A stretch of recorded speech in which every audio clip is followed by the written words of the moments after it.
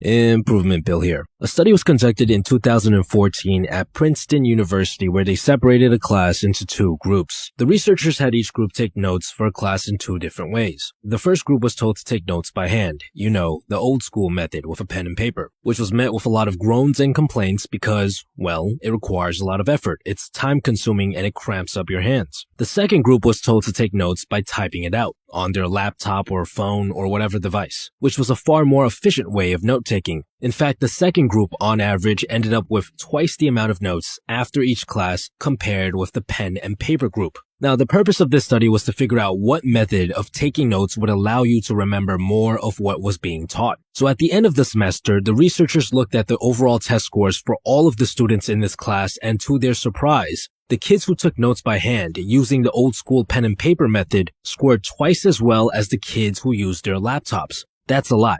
And at first, the researchers thought, okay, maybe having this group take notes by hand somehow prompted them to study a bit more outside of class. So they conducted this study 2 more times. One time, they tested each group immediately after class, so they had no time to study. And the second time, they gave a surprise test to each group only a week after they took notes. And both times, the kids who took notes by hand scored about twice as well as the kids who typed out their notes. What they discovered in this experiment is what I like to call the effort principle. Essentially, the more effort you put into recording a piece of information, the better you will retain it. And I believe that this is a concept that has a lot of value in the world of self-improvement. See, one of the biggest issues with self-improvement is the fact that there's so much information out there. There are hundreds of thousands of books, videos, and podcasts, but it doesn't matter how much time you spend consuming this information because if you're not remembering any of it and internalizing the lessons, there's no point.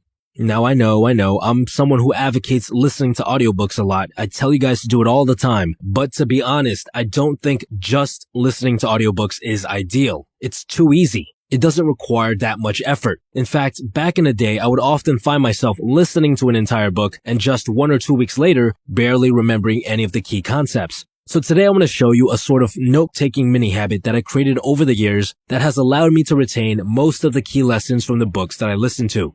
The note-taking mini habit is essentially this. See, I carry these little waterproof notebooks with me. They are a bit smaller than my phone, which makes them very easy to carry around. And whenever I'm listening to a book and I come across an aha moment, basically a moment where the gears in your head click and something just makes a whole lot of sense to you, something that you know is a game changer that you should really remember, when that happens, I will put in some effort to record that lesson down. For example, a couple of weeks ago, I was listening to Can't Hurt Me by David Goggins at the gym, and I came across an aha moment when he talked about what he likes to call the cookie jar method. The moment I heard about this method, I thought to myself, wow, this is some powerful stuff. I need to remember this. So I put down my weights, I paused the audiobook, I pulled out my little notebook and pen, and I wrote down cookie jar method, and I proceeded to write a short little summary about what it was. And after doing that, I rewinded the audio by a couple of minutes just so I could listen to that part again. If you take a look at this incident, I'm putting in maybe 10, 20 times more effort into digesting this one piece of information as compared to if I just listened to it on the audiobook. And because of that, that lesson has stuck with me ever since. And to top it all off, when I really want a lesson to stick with me, I'll actually go out of my way and put in even more effort by bringing it up in a conversation soon after. I have some friends that are interested in self-improvement, and when we're just hanging out, I'll talk about some of the new concepts I've come across recently. The moment you reteach what you've learned,